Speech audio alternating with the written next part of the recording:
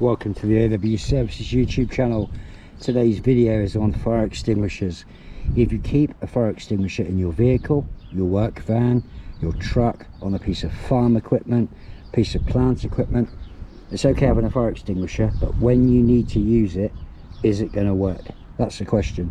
So if you've got a fire extinguisher which goes on a wall mounted bracket in the upright orientation like mine does, and it sits in my van at this angle, if I was ever to use that, am I 100% certain it's going to work?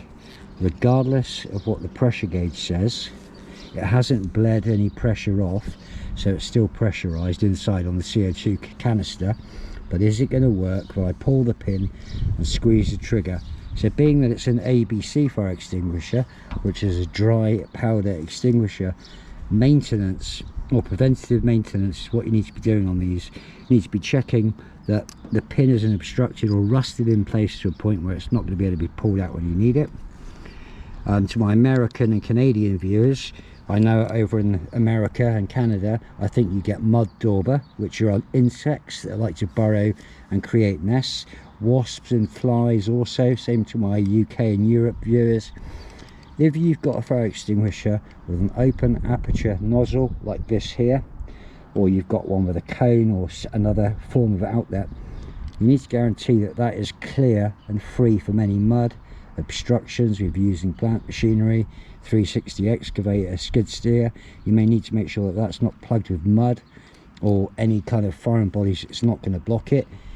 If you have a set of hydraulic hose plugs or caps, you may be able to find a cap or something that you can fit over the outlet of your fire extinguisher, connect a piece of string or paracord to that and tie it to the handle. So if you ever need to use your fire extinguisher, when you pull the pin out, you're also going to release and pull the cap off the front, which will stop this from getting bunged up. There have been many videos on YouTube of very famous, well-known YouTubers that when they've gone to use their fire extinguishers because of equipment fires, the fire extinguishers have not worked.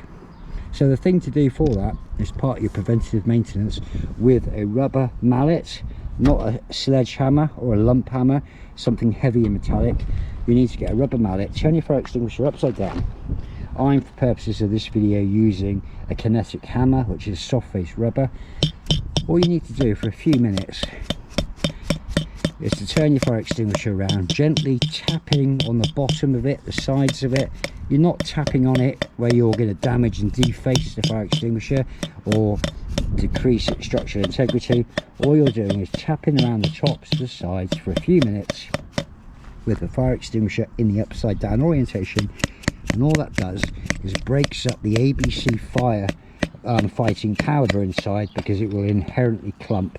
A fire extinguisher is hermetically sealed, so the outside air can't get into it, so there's no moisture present. Well, there shouldn't be, but the powder can clump up on you. So every 2 months, as sad as it sounds, and in my diary, on my phone, every 2 months on a Sunday, I come outside with a hammer and my fire extinguishers that I keep in my work van, and I tap them for a few minutes each, and then I put them back inside of their brackets where they're mounted. So if ever I need to use a fire extinguisher, providing it's not blocked up and providing there's pressure in there, it should work if I ever need it to. Being that I do a lot of pressure washing and I have petrol or gasoline powered pressure washers, fire extinguishers, you can never have enough of them. I've actually got 2 kilo ABC powder extinguisher in the cab.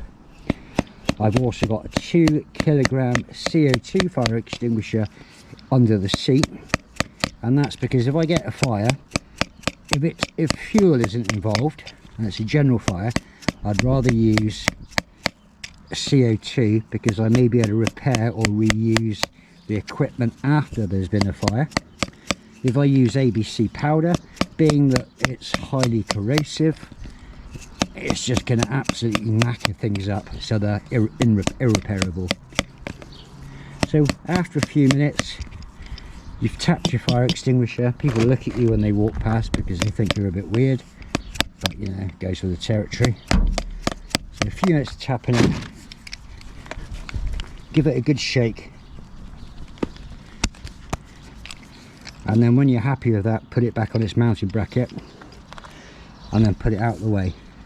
By doing that, you're reducing the risk of the powder inside clumping.